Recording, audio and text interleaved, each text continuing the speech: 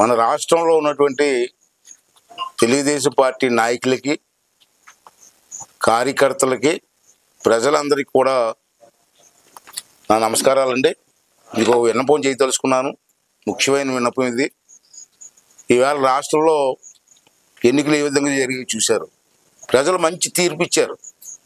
ఆ తీర్పుని గౌరవించాలి. మనం గౌరవిద్దాం. మీరందరూ కూడా ఎంతో ఉత్సాహంగా ఉన్నారు. నేను జారిపడడం చూశాను. ఇంచేతున్నారంటే ఉత్సాహంగా ఉన్నారంటే రాష్ట్రంలో తగలబడిపోయింది. ఎన్నో హింసించారు. పోలీసుల దగ్గర నుంచి అందరూ కూడా నానా కేసులు పెట్టి హింసించారు. ఎంతో మందిని చంపేశారు. నాలాంటి వాళ్ళ మీద ఎంతో మంది మీద కేసులు పెట్టారు. కొంతమందిని అయితే ఇంటింటికి వెళ్ళి చంపేశారు కూడా. దౌర్జన్యాలు చేశారు. ఇల్లులు తగలబెట్టారు. ఎస్సీ, బీసీ, ఎస్టీ అని చూడకుండా అనేక కేసులు పెట్టారు.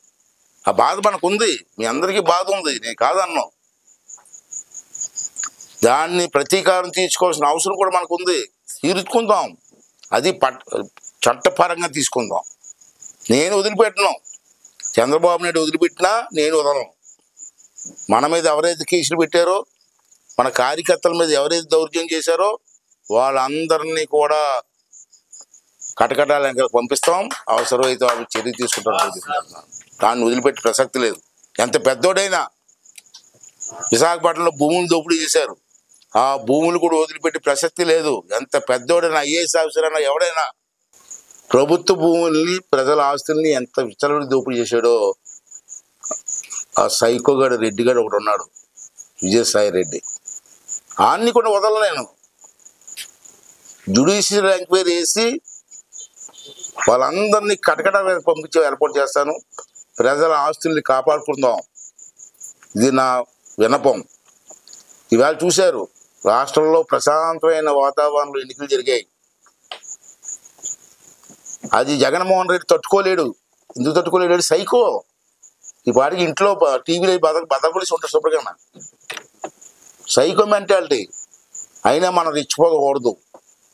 వాడు మనం రెచ్చగొట్టడానికి చూస్తున్నాడు. ఈ 3 రోజుల్లో మనల్ని రెచ్చగొట్టి మళ్ళీ మన మీద కేసు పెట్టి కొంతమంది చంపేసి తెలుగుదేశం పార్టీ నాయకులు చంపేశారని చెప్పడం కోసం ప్రయత్నం జరుగుతున్నాయి రాష్ట్రంలో. అందుకే ఎలక్షన్ కమిషన్ వాళ్ళు మాకు మంచి పని చేశారు. 6వ తారీఖు వరకు ఈ ఎన్నికల విషయంలో ఊరేగింపులు కానీ, మందుగుండు సామాను కాల్చడం కానీ, సభలు కానీ, ర్యాలీలు కానీ ఏం చేయకూడదని చెప్పి ఒక ఉత్తర్వులు ఇచ్చారు. అది మన కోసం ఇచ్చారు. మనకు వ్యతిరేకంగా కాదు, రాష్ట్రం కోసం ఇచ్చారు. రేపు రాష్ట్రంలో గొడవలు జరిగి కొంతమంది చచ్చిపోతే ఎంతమంది ప్రాణాలు పోతాయండి? ఇది మన సంతోషం అండి. మనం గెలిచి సంతోషంలో ఉన్నాం. మన కార్యకర్తలు చంపితే మనకు మంచిదండి. వాళ్ళు చంపడానికి ప్రయత్నం చేస్తున్నారు.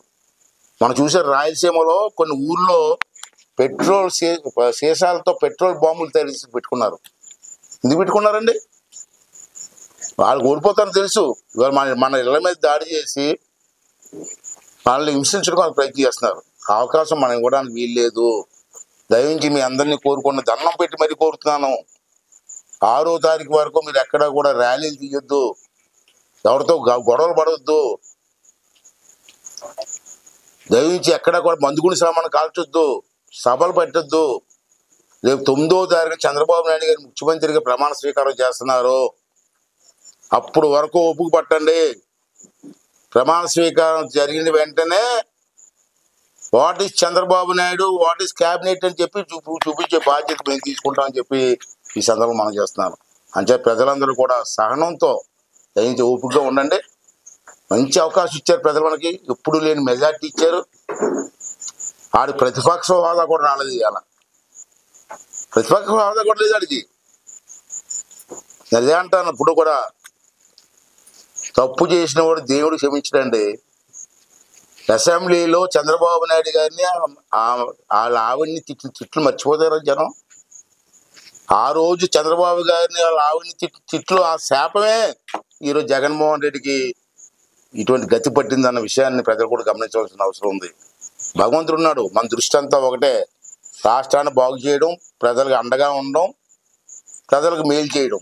అంటే ప్రజలందరినీ కార్యకర్తలందరినీ కూడా సహనం వహించండి, తొందరపడద్దు. ఎవడన్నా ఏమైనా సరే 9వ తారీఖు వరకు వెయిట్ చేయండి. 9వ తారీఖు తర్వాత ఏం జరుగుతుందో చూడండి. అంతవరకు అందరూ కూడా సహనంగా ఉండమని చెప్పి మీ ద్వారా రాష్ట్రంలో ప్రజానీకానికి కార్యకర్తలకు అందరికీ కూడా మనవి చేసుకున్నానండి.